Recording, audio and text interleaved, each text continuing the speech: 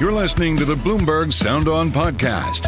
Catch us live weekdays at 1 Eastern on Bloomberg.com, the iHeartRadio app, and the Bloomberg Business app, or listen on demand wherever you get your podcasts.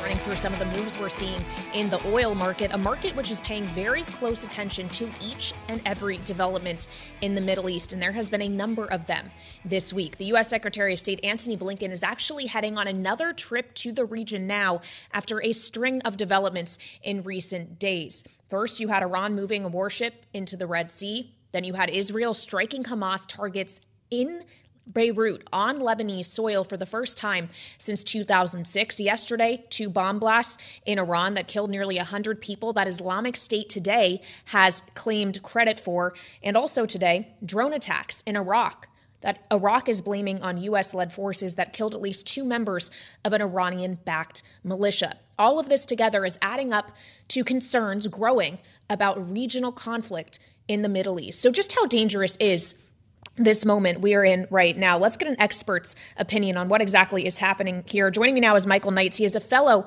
at the Washington Institute, specializing in military and security affairs of Iraq, Iran, and the Gulf states. He's also co-founder of the Militia Spotlight platform, which offers in-depth analysis of developments related to Iranian-backed militias in Iraq and Syria. So, Michael, you are clearly the perfect person to speak with today. You could look at each of the events this week and understand why there may be growing fear out there that this is developing into something much greater than it is at the moment. What is your read on this situation?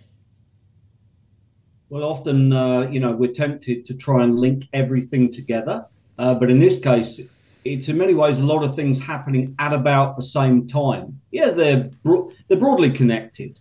But, when we see the Islamic State blowing up a funeral commemoration in Iran, they're doing it opportunistically because a lot of attention is on Iran at that exact moment, because it's the 4th anniversary of the day when the US killed the 2 most senior Iran-backed militia leaders in the Middle East back in 2020.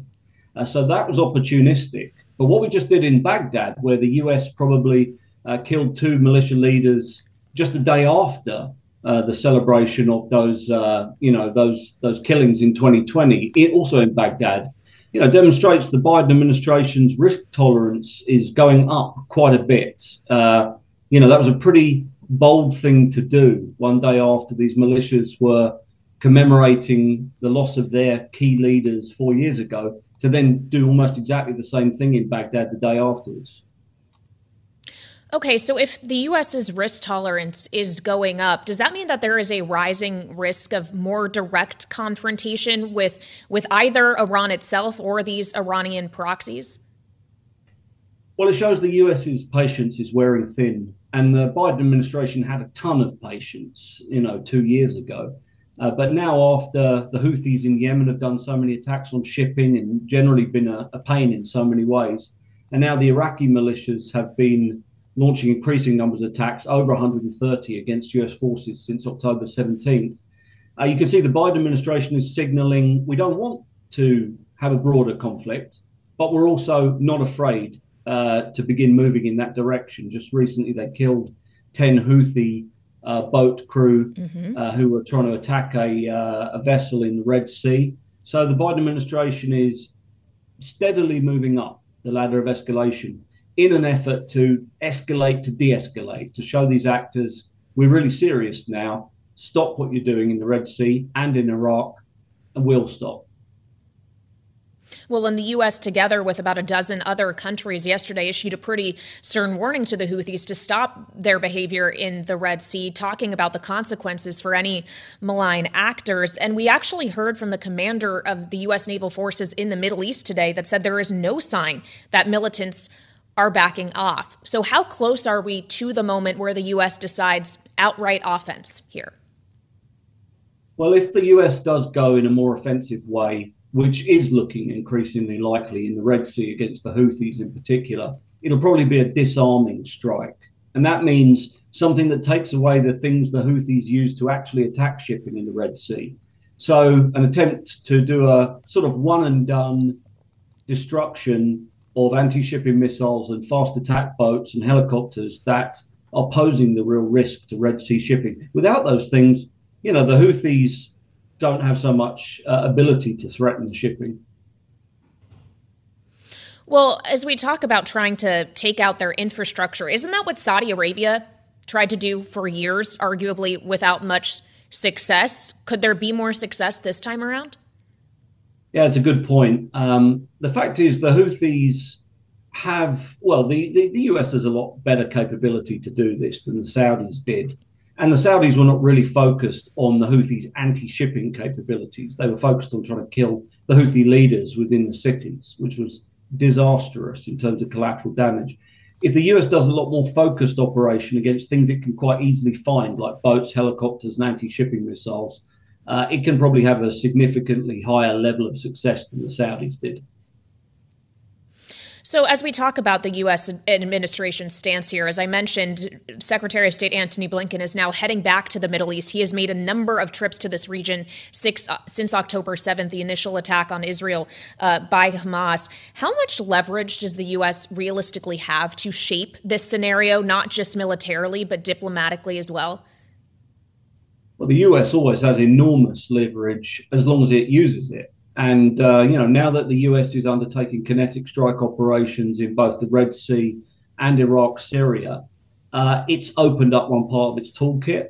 And that is having some effect on the bad guys, particularly in Iraq, where most of the militias have been quite careful around the US not to actually kill any Americans. There's one militia that was particularly aggressive, Nujaba, is the one that got hit today. So we'll see how they react to that. But then the broader toolkit, I mean, the US, when it comes to sanctions, access to the international financial institutions, use of the dollar, it still has a tremendous amount of leverage. What about leverage over Israel specifically? That's a question I've come back to often over the course of the last 2 months, as increasingly the Biden administration is encouraging Israel to move into a new phase of this war, to be more mindful of the civilian casualties in Gaza as they go after Hamas. Are we starting to see signs that messaging toward Israel is actually working when Israel makes announcements like they're pulling some troops out of Gaza? I think the Israelis themselves understand that their ground operation in Gaza is only going to last another 2 to 5 weeks, perhaps.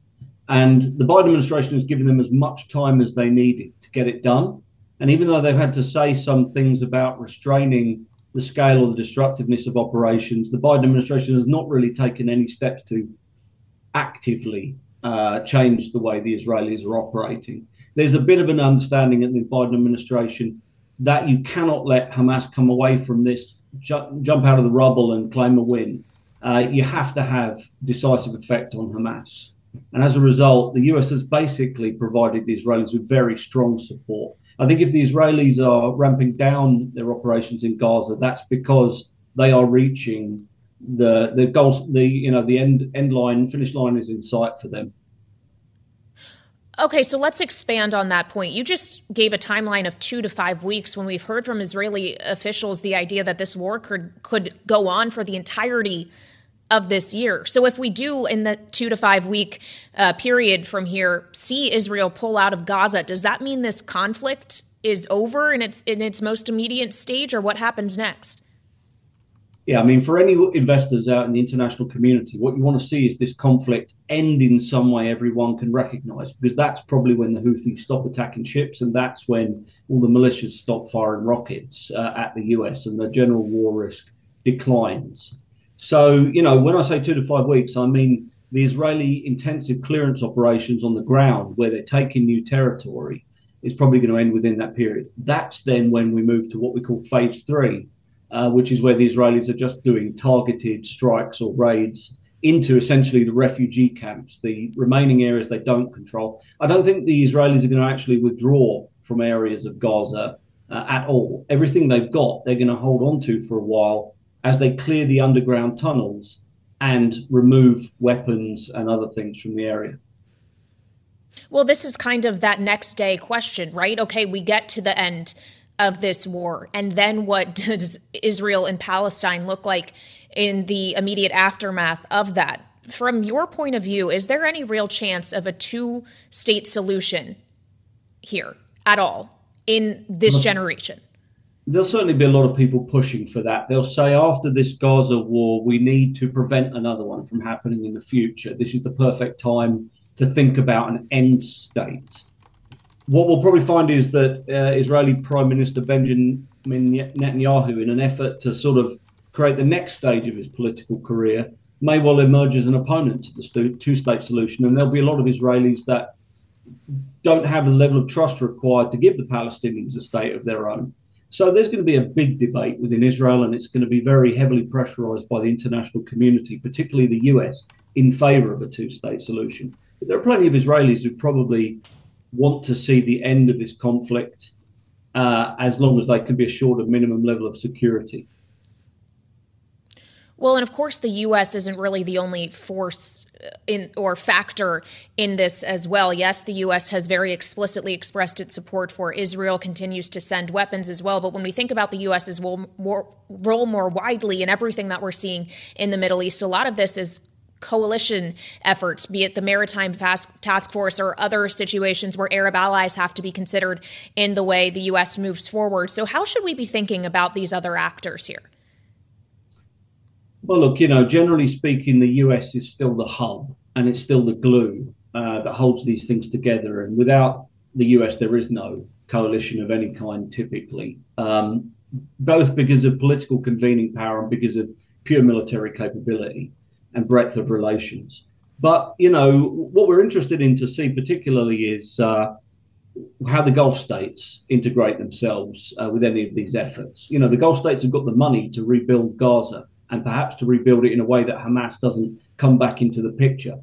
The Gulf states have also got a strong incentive still to work with Israel on normalization and to create these kind of infrastructure and energy corridors that could run between the Indian Ocean and the Mediterranean. And also a lot of defense integration between these places, the Gulf states and Israel.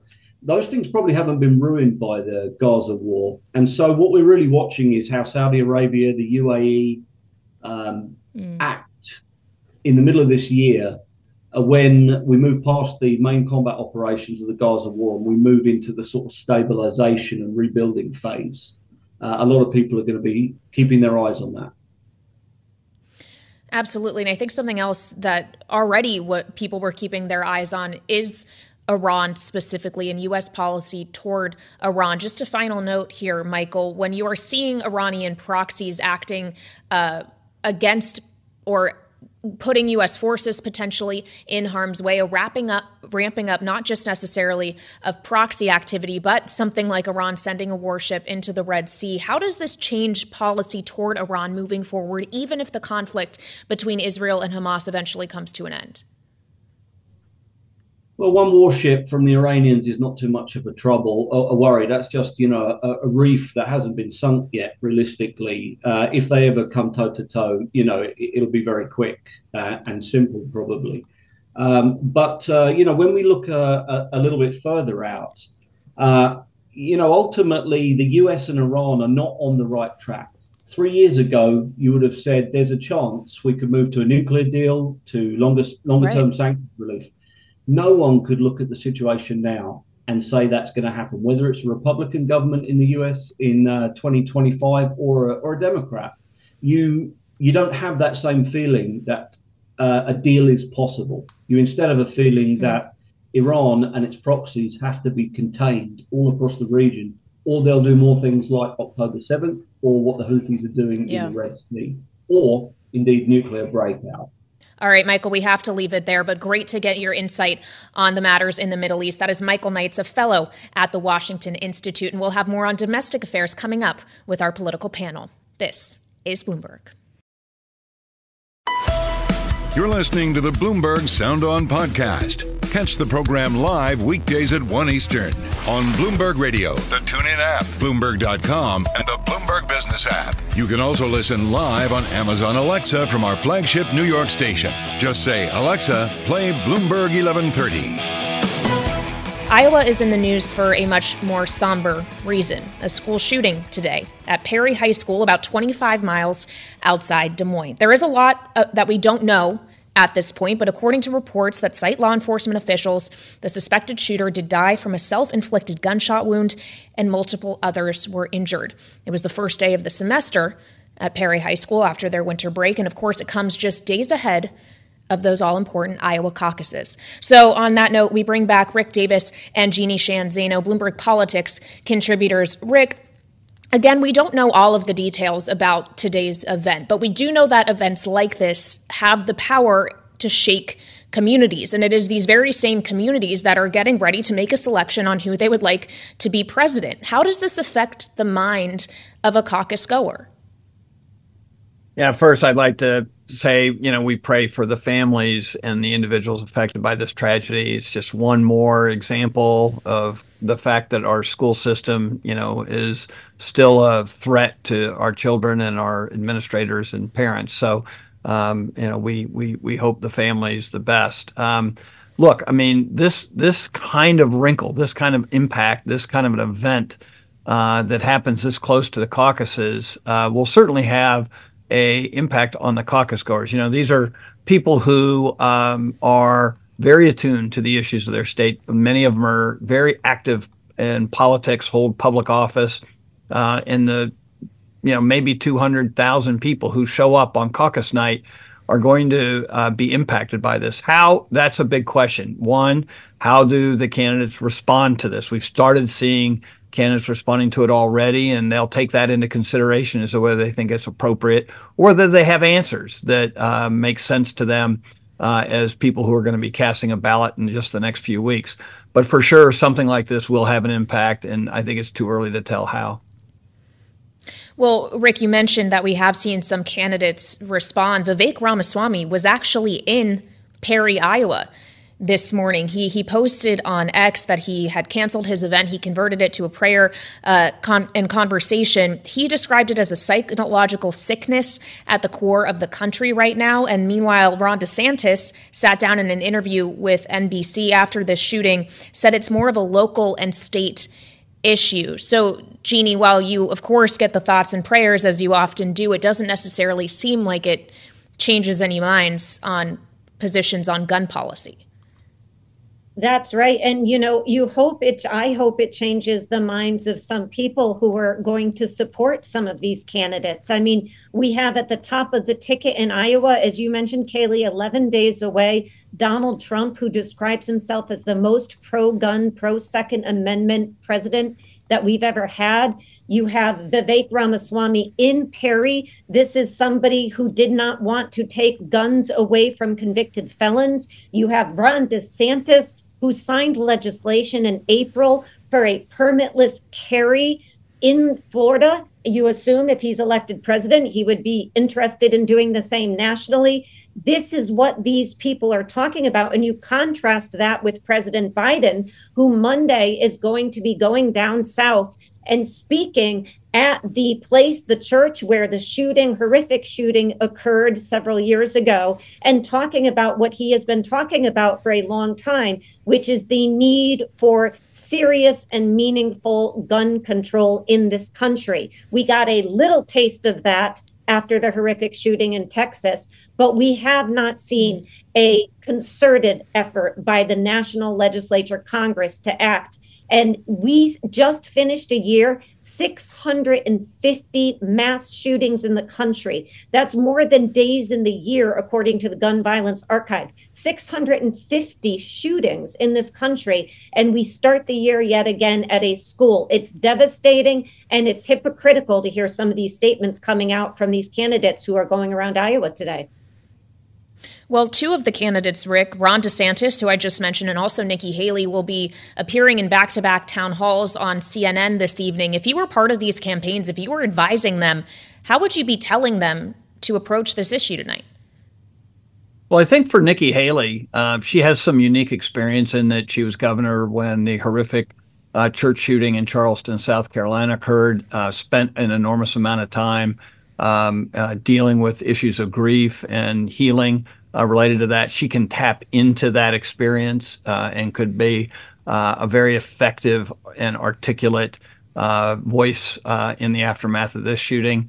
If Ron DeSantis continues to mimic the line that he did today, which in immediate aftermath of the shooting, that the federal government really doesn't have any business being in the situation keeping your children safe in schools, and that states are the ones who have to do it.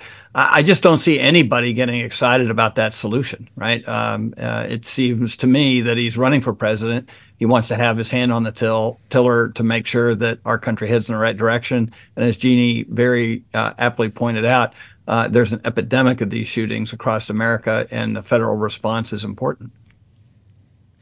And finally, Jeanne, as we reflect on really just the horrifying statistics, looking ahead to tonight, how important is this town hall to Nikki Haley, who is trying to cement herself really as the alternative to Donald Trump, knowing the missteps she has had in recent weeks on the question of slavery and the Civil War? Yeah, I think it's really important, and I wish she had Rick or somebody like him on her side, because, she has gotten tripped up. You mentioned the Civil War a few days ago issue. I wonder if she's going to get tripped up on this issue of gun control, because to Chris Christie's point, this is somebody who seems to want to be all things to all people. She describes herself as really pro Second Amendment, despite all the experiences she had as governor. So I think this question about what you do about violence in our schools, which is at epidemic proportions, is one she's going to have to answer. And how would you curb this and address this? She can answer it. I think she's going to be very scared about offending people on the far right. So we'll have to see if she becomes what DeSantis described as Tricky Nikki. You're listening to the Bloomberg Sound On podcast. Catch us live weekdays at 1 Eastern on Bloomberg.com, the iHeartRadio app, and the Bloomberg Business app, or listen on demand wherever you get your podcasts. I'm here in Washington. Mike Dorning, who helps lead our congressional coverage, is here in Washington, but most of Congress is not yet back in Washington. They come back next week, Monday or Tuesday, depending on if you're the Senate or the House, but that's not to say they haven't been on the move. In fact, there were over roughly 60 Republican lawmakers in Eagle Pass, Texas yesterday on a trip to the border led by House Speaker Mike Johnson. Border security, one of the issues that Congress is going to be trying to grapple with when they finally make their return for the new year. So joining us now with more on this is Mike Dorning. As I said, he's here in Washington with me in studio, in fact. So, Mike, obviously they made a lot of noise at the border yesterday. Does that actually translate to higher odds of legislative policy happening when they get back? What it translates into is more and more of what's going on in Congress starting to get wrapped up into this immigration fight. Even before we went away for the holidays, the Ukraine aid and aid to Israel was wrapped up in the immigration fight. It looks like it's getting more likely that even the government shutdown now may be wrapped up in the immigration fight. Whether it winds up that way in the end or not clear, but at least in the early stages, they're looking to add this to that shutdown fight. Yeah, I'm glad you brought that up, because there was a bunch of Freedom Caucus members, Bob Good, who of course leads it now, Eli Crane, Andy Biggs, Matt Gaetz too, all said yesterday while they were in Eagle Pass, shut down the border or we shut down the government. That's just a handful of members though, and that's not necessarily the message we got from Speaker Johnson himself. Yeah, so I don't think that Speaker Johnson or the sort of center of gravity in the Republican Party is to, totally shut down the border. But they want to further restrict and particularly stop some of this migration that's coming into the United States through the southern border. And they see that, rightly as a big campaign issue this year. When in our polling, we're seeing that as the second most important issue to voters after, of course, the economy. But the economy looks like it's starting to get better. Consumer sentiment is improving. Inflation is going down. So you can see, looking ahead in the election year, the economy might be a little less of a worry to voters. But on immigration, that's a concern. That's a concern where a lot of voters are closer to the Republican Party at the moment than the Democratic position on this. So they want to ramp that up as something that's front and center in the debate. But Democrats are willing it seems, largely to make a deal of some kind when it comes to the border, knowing that it is a political headache for them and that there is a crisis there, and everybody seems to be on the same page about that. Where in the Venn diagram is the policy that Democrats can agree to, that will be signed into law by a Democratic president, and what the House will pass? Because they still keep saying it's HR2, HR2, and we know that was dead on arrival as soon as they passed it in the first place. So in the Senate, the Democrats and Kirsten Sinema, the independent, and some Republican negotiators are sort of circling around a potential deal that includes some limits on asylum and a few other restrictions. There have been a lot more migrants coming in that have been claiming asylum, and that is a big increase from prior years. So there's a potential deal, at least from the Senate standpoint, around asylum and a few other concrete issues. That may or may not be acceptable to the House. Some people in the center of the Republican Party that are more obviously anti-immigration than the Democratic Party want to also address something called parole authority that the president has, which is basically the president has authority to let people stay in the United States, regardless of the law almost. And the president have used this authority for refugees, for other specific measures. And that's something that a lot of Democrats are leery of giving up because it's a key presidential power. So that's something where you could see it might go either way, that there might be some restriction on that or not. The HR2 sort of ardent Republicans, they want to build that border wall that Trump was promising. They want to make other more extreme changes there.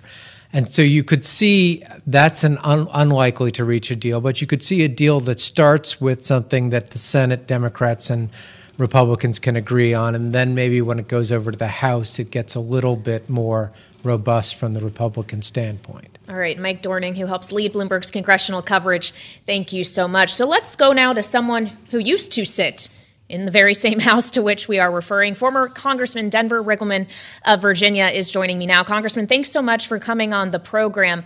What do you think the real prospects are here of this House of Representatives agreeing with the White House and a Democratic-controlled Senate on border security? Well, with the amount of finger pointing, I think it's going to be very difficult in the short term. I've been there.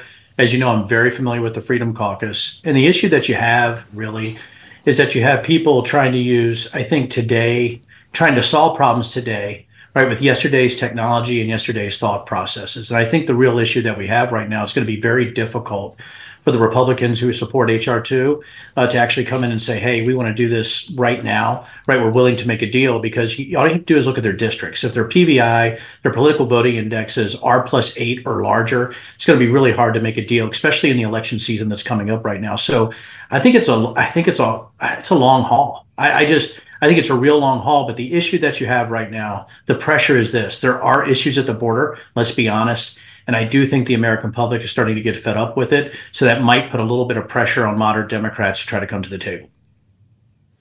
What about if that pressure comes in the form of threatening a government shutdown if there is no deal on the border? Should these two things be tied together? Well, the Freedom Caucus is going to go hyperbolic. That's their MO. I don't think they should be tied together at all. And that's just, that's sort of political hostage taking, by the Freedom Caucus, or what they want to do. You should not tie that to shutting down the government. I mean, that's a lot worse, right? As funding for the border actually is affected by a government shutdown. I know I'm stating the obvious, but you do need adults in a room. And right now, the Freedom Caucus are not the adults in a room. It's going to be those in the middle. It's going to be, I would say center-right Republicans, what's left of them. Moderate Democrats, they're the people that they're adults in the room. It's not the Freedom Caucus. And to link that is really irresponsible. Would you describe, sir, Speaker Johnson as an adult in the room? Not from what I saw with his press conference, no. It's almost like there's no wiggle room for any type of negotiation based on how they have to be. And I know that, right? That's the messaging that you're doing for your district. Speaker Johnson just isn't messaging for his district. He's messaging as the speaker now. So he has to protect those people in those R+8, over districts. But right now, I just don't think he really is serious enough. I don't think he has the gravitas or he has the ability to control the far right. I mean, you already saw Bannon coming out and other far right sort of mouth breathers already coming out and saying, that he's not living up to the standard that they need on the far right or as conservatives or whatever that definition is today. So I think he's going to have a real tough time. I just don't think he has the gravitas to really pull it off unless you got some more sane people that get to it. Again, we need adults in the room here at this point. Okay, so you don't think Speaker Johnson necessarily will remain Speaker Johnson at the end of these fights, knowing how things went for Kevin McCarthy? Who knows? Trying to predict Congress is very difficult as somebody who was there. I remember when I was in intelligence training, I had a mentor tell me, like, the only way you can tell the future is after it happens. But I do think he's starting to get exceptional pressure from the far right. And I think that's why you saw what he was doing. You talked about the economy earlier. I thought it was really prescient. I think it was a great point by you. I think with the economy actually starting to improve, they need another issue to splinter in 2024. And that's why you saw that many people at the border. This was just politics. This really had nothing to do with actually getting anything done. This was just them fundraising and trying to get as many people on their side as they can on the far right. That's it. Okay, so on the subject of politics, I wonder what role you think former President Trump plays in all of these conversations, knowing that Speaker Johnson is a longtime supporter of the former president. He already has endorsed him. Now you have essentially endorsements clean sweeping all of the Republican leadership because Steve Scalise and Tom Emmer both threw their support behind the former president this week. How does he factor in here into a calculus over something like potentially giving Biden a win on border security? Trump is the elephant in the room. I mean, not to do a horrible pun there, but really, they're actually following the marching orders of Donald Trump. That's all they're doing. They were down there trying to impress their guy at Mar-a-Lago. We have a real issue on the border. We have real security concerns. Somebody who did 20 years, Air Force contracting, NSA, Office of Secretary of Defense, somebody who's a counterterrorism expert, which I am, not only on data, but targeting. I think it's ridiculous, right, that we have a Congress that can't come together about border security in a sane and humane way. So Donald Trump is not sane or humane in any way.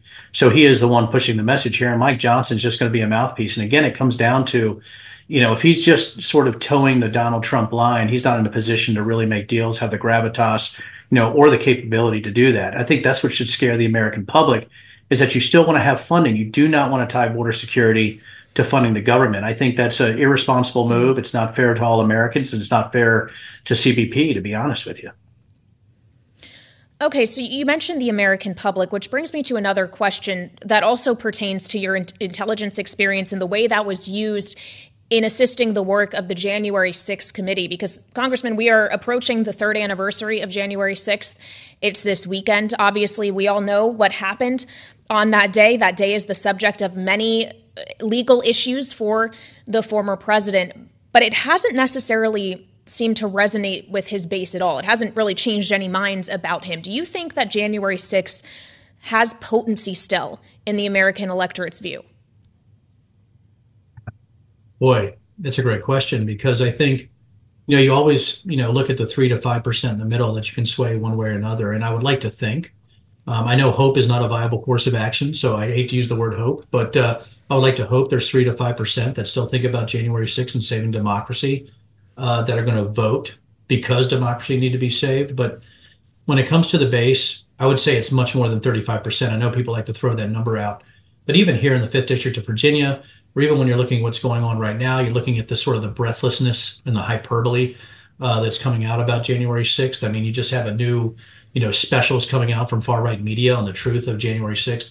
I just don't think it reverberates. I think January 6th is actually a real rallying point for most of Trump supporters. I think they bought into the stuff from the Tucker Carlsons and things like that. So I really think the myth and the conspiracy theories are something that's a real advantage for Donald Trump and the Republicans going into 2024.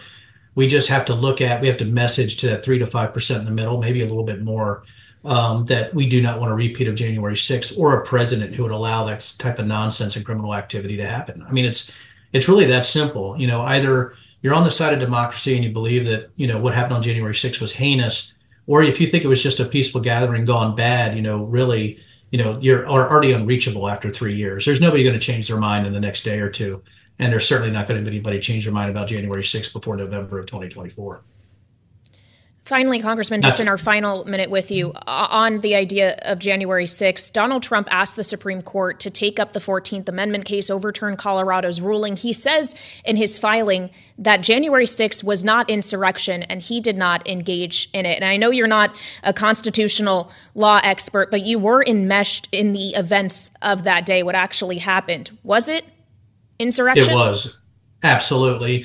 You know, when you look at command and control, we don't have to be ensconced in politics or in legal, sort of maneuvering to see that there were people who coordinated that day all the way up to White House staff. And we know that White House staff was involved, or at least texting, with people like the Oath Keepers. That is a fact.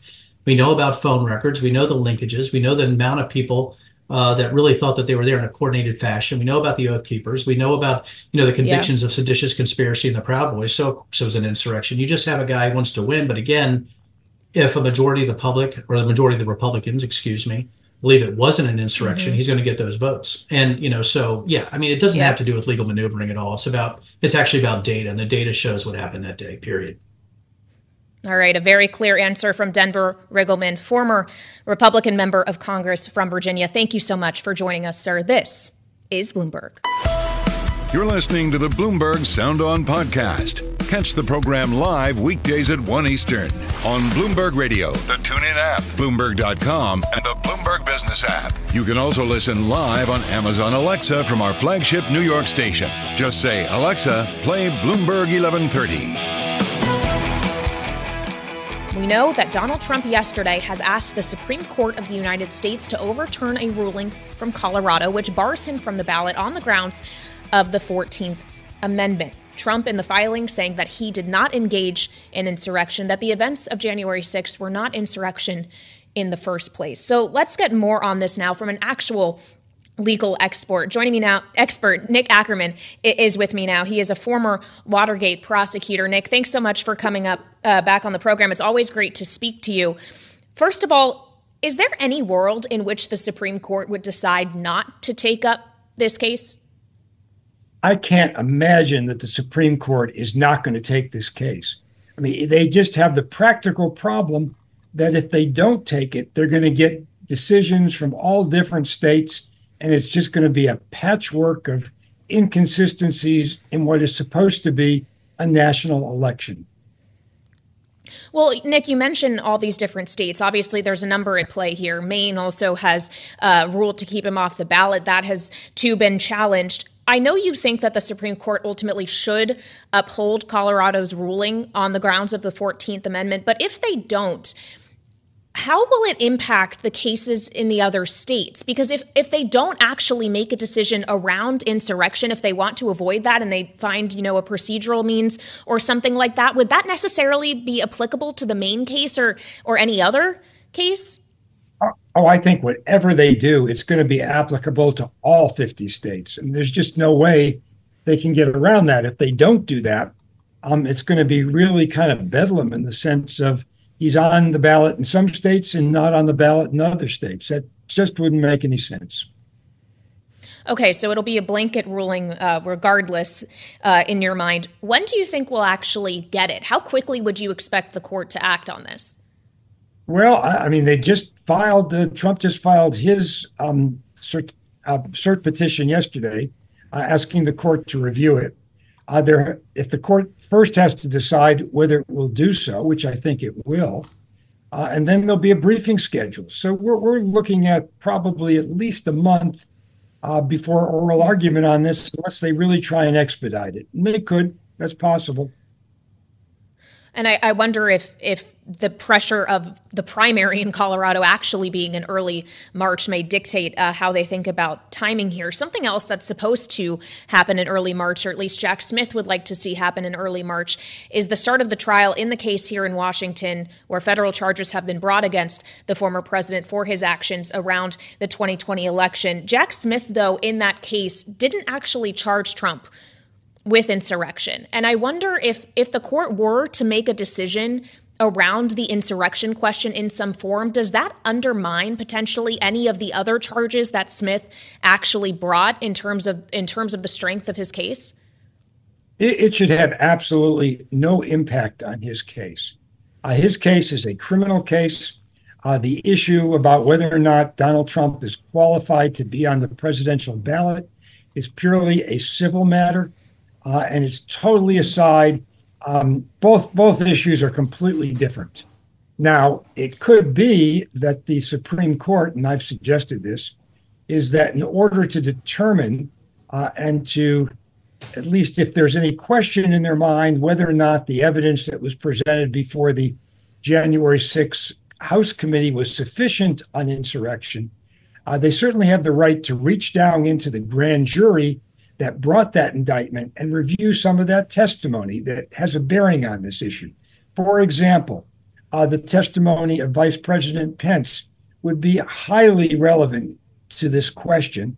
And I think if the Supreme Court were to do that, it would certainly show that they're taking the extra mile to look at the issue and come up with a decision based on not just the January 6th committee, but also other testimony, including Donald Trump's own vice president.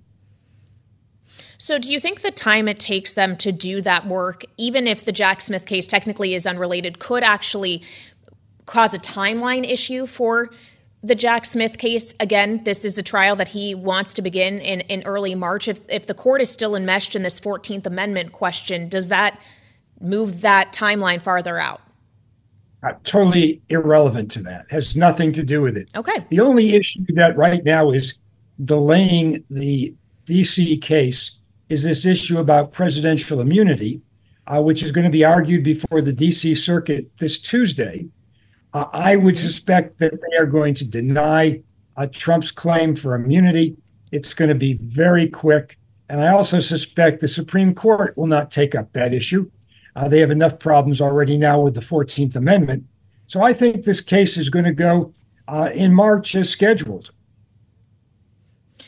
On the subject of scheduling and dates around this case, in regard to it specifically, Trump today accused Jack Smith of violating a stay order and wants him held in contempt as a result. What's your thought on that matter? Total nonsense, all political. Has nothing to do with what Jack Smith is doing. He is entitled to file motions in the case in D.C.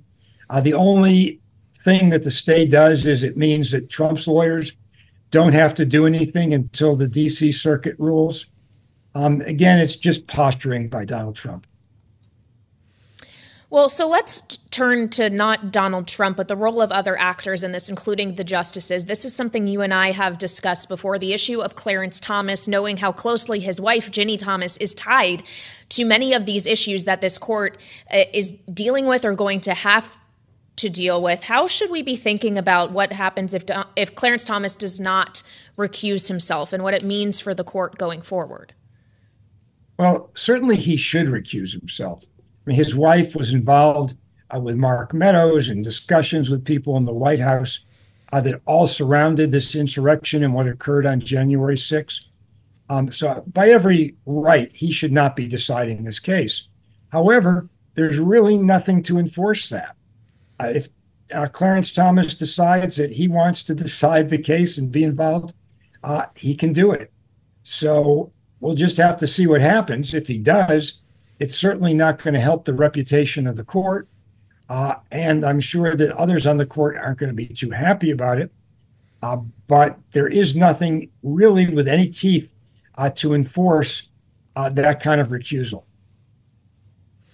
Yeah, I guess we will have to wait and see. Finally, Nick, I'd love to get your sense of something we've talked about a few times on this program and over the course of the last several weeks, which is the notion of the judicial branch of the court system deciding these things that are so crucial to American democracy, rather than all of it being in the hands of the American voter. What role should the courts serve here? Do you see merit to that argument that this is up to the electorate? It shouldn't be up to people on a bench. Well, it's not really up to the electorate. There are a whole series of items in the Constitution that are prerequisites and pre-qualifiers before somebody can even run for president. He has to be 35 years old at least, has to have been born in the United States, has to have resided in the United States for at least 14 years, cannot if he's been re-elected twice as president, cannot be elected a third time. And the last requirement is this one, that he cannot have been in a situation where he took an oath to defend the Constitution, engaged in an insurrection, and then hold office in the federal government, president and other offices. So these are all prerequisites before you even get into the game, before you even get into the election. And the obvious branch of our government to enforce those rules is the Supreme Court. Now, keep in mind, this has never happened before with any of these rules. No one who's been 14 or 20 has tried to run for president and taken this up with anybody to try and determine whether the person was really 35 or 14, nor were they a citizen born in the U.S. And certainly no president before this has ever been involved in an insurrection against his own government. Yeah, these are unprecedented times that we're in, and we're very glad that you can join us to shed some light and insight into them. Nick Ackerman, former Watergate prosecutor, thank you so much. Thanks for listening to the Sound On podcast. Make sure to subscribe if you haven't already at Apple, Spotify, and anywhere else you get your podcasts. And you can find us live every weekday from Washington, D.C. at 1 p.m. Eastern Time at Bloomberg.com.